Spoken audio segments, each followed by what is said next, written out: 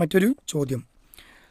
പൊതുവേ നമ്മുടെ വീടുകളിലൊക്കെ ഇപ്പോൾ ഇന്ന് പണ്ട് കാലങ്ങളിൽ നിന്ന് വ്യത്യസ്തമായി വാഷിങ്ങിന് വേണ്ടി, അലക്കുന്നതിന് വേണ്ടി, തുണി കഴുകി വൃത്തിയാക്കുന്നതിന് വേണ്ടി വാഷിംഗ് മെഷീനുകൾ ഉപയോഗിക്കാത്ത വീടുകൾ ഒരു പക്ഷേ കുറവായിരിക്കാം.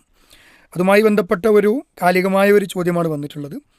നജസ്സുള്ള വസ്ത്രങ്ങൾ വാഷിംഗ് മെഷീനിൽ അലക്കാമോ? ഒരു പക്ഷേ നജസ്സില്ലാത്ത വസ്ത്രങ്ങളുടെ കൂടെ നജസ്സായ വസ്ത്രങ്ങളും കൂടി ഉൾപ്പെടുത്തി എല്ലാം കൂടി കൂട്ടിക്കലർത്തിയിട്ട് അലക്കാമോ എന്നായിരിക്കാം ചോദ്യകർത്താവ് ഉദ്ദേശിച്ചിട്ടുള്ളത്. വസ്ത്രങ്ങളിൽ നജസ്സായി കഴിഞ്ഞാൽ അത് ശുദ്ധീകരിക്കണം എന്ന് ഇസ്ലാം പറയുന്നുണ്ട്. ഇസ്ലാമിൽ നജസ്സായി പരിഗണിക്കപ്പെടുന്ന ആർത്തവ രക്തം പോലുള്ളവ സ്വഹാബ വനിതകൾ ആയിഷ റളിയല്ലാഹു അൻഹയുടെ അടുക്കലേക്ക് വന്ന് ആ വിഷയത്തിലുള്ള സംശയ നിവാരണം നടത്തിയിരുന്നു. മാത്രമല്ല റസൂലുള്ളാഹി സ്വല്ലല്ലാഹു അലൈഹി വസല്ലം അവരോട് പറഞ്ഞത് നജസ്, അത് നജസ്സാണ്, അതിൽ നിന്ന് ശുദ്ധിയാകണം, അത് കഴുകിക്കളയണം എന്നൊക്കെ ഹദീസുകൾ കാണുവാൻ സാധിക്കും.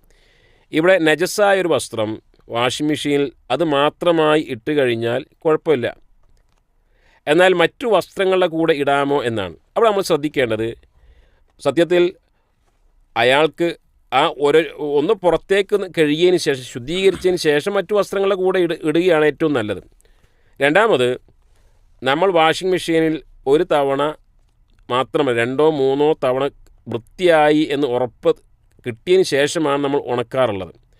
അപ്പോൾ ഒരാൾക്ക് നജസായ വസ്ത്രം പുറത്തേക്ക് കഴുകാൻ സാധിക്കാതെ അത് വാഷിംഗ് മെഷീനിലിട്ടു, അത് മറ്റു വസ്ത്രങ്ങളും അതിൻ്റെ കൂട്ടത്തിലിട്ടു എങ്കിൽ അവിടെ ശ്രദ്ധിക്കേണ്ടത് ഈ നജസ് മറ്റു വസ്ത്രങ്ങളിൽ ആകുന്നുണ്ട് എങ്കിൽ 2 or 3 തവണ അത് കഴുകുമ്പോൾ പൂർണ്ണമായി എല്ലാ വസ്ത്രങ്ങളും ശുദ്ധിയാകുന്നുണ്ടോ എങ്കിൽ അങ്ങനെ ഇടുന്നതിന് കുഴപ്പമില്ല.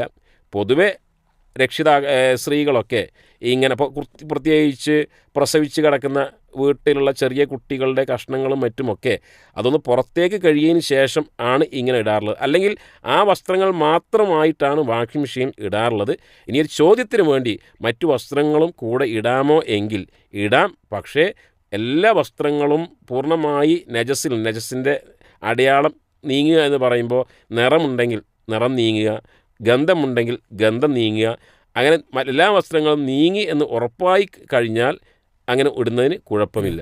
നജസായ വസ്ത്രങ്ങൾ മാത്രവും കഴുകാവുന്നതാണല്ലേ? അതെ, കാരണം അതെ.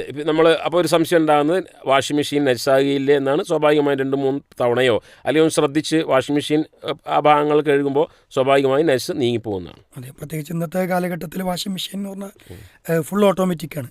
അത് ഒരു തവണ അതിനകത്തേക്ക് ഇട്ടാൽ അലക്കി ഉണക്കി പുറത്തു വരുന്ന രീതി. മാത്രമല്ല ഇപ്പോൾ നജസിൻ്റെ പ്രത്യേകത ഇസ്തിഹാലത്തുൻ നജാസ. ഒരു നജസ് അതിന് രൂപവ്യത്യാസം വന്നു നജസ്സല്ലാത്ത ഒരു അവസ്ഥയിലേക്ക് പോയി കഴിഞ്ഞാൽ അത് പിന്നീട് നജസ് അല്ല എന്നാണ്. ഇപ്പോൾ ഉദാഹരണമായി പഴയ കാലത്തൊക്കെ കുട്ടികൾ വിസർജിക്കാറുണ്ടായത് മുറ്റത്തായിരുന്നല്ലോ ചില പഴയകാല ഗ്രാമങ്ങളിലൊക്കെ.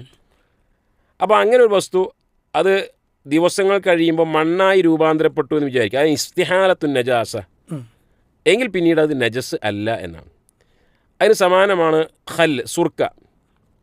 ആ സുർക്ക അത് കാലപ്പഴക്കം കൊണ്ട് കൃത്രിമം ഒന്നും ചേർക്കാതെ പിന്നീട് അത് സുർക്കയായി മാറിക്കഴിഞ്ഞാൽ അതിന് പിന്നീട് മദ്യത്തിൻ്റെ ഖംറിൻ്റെ വിധിയല്ല ഉള്ളത്, അത് അനുവദനീയമാണ്. ഇതേപോലെ തന്നെ വാഷിംഗ് മെഷീനിലിട്ട് അതിന് നജസൊക്കെ പോയി അല്ലെങ്കിൽ മറ്റു രൂപത്തിലേക്കായി എങ്കിൽ യാതൊരു കുഴപ്പവുമില്ല, അത് നജസല്ലാത്തൊരവസ്ഥയിലേക്ക് തന്നെയാണ് വരിക.